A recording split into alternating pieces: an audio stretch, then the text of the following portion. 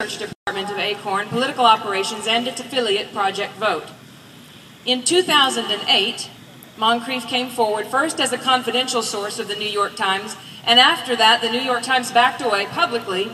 She then went on to expose the damage that ACORN had done to the impoverished and marginalized communities, as well as its rampant voter fraud.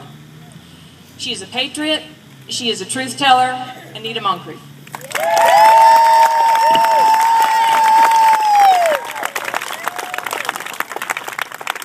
Thank you. It's an honor to be here today, and I'm glad to see that there's so many of you with your video cameras, because after the mainstream media gets a hold of this, it'll be an all-white crowd showed up to put so I'm glad we'll have a little bit, somebody to combat that.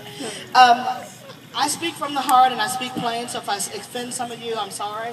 But it's an honor to be here today, especially to be at the LBJ Library, the father of the Great Society, the father of the social programs and the welfare state, and then the disillusion of the black family in our communities. You know, when LBJ signed in the Voting Rights Act in 1965, he said we'll have those niggers voting Democrat for the next 40 years. And that needs to be said. People need to understand that. That's the legacy that Holder brings here with him tonight by holding his speech here. It's not just about, coming here to talk about voting rights. It's about to talk about how they've taken race and they've turned it into something that is, unrecognizable.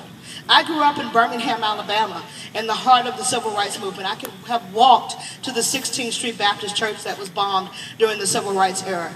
And I have to tell you, the racism that I experienced, the evilness that came at me, wasn't from Birmingham, Alabama. It was from when I moved to the liberal North, and I got to see how things really were.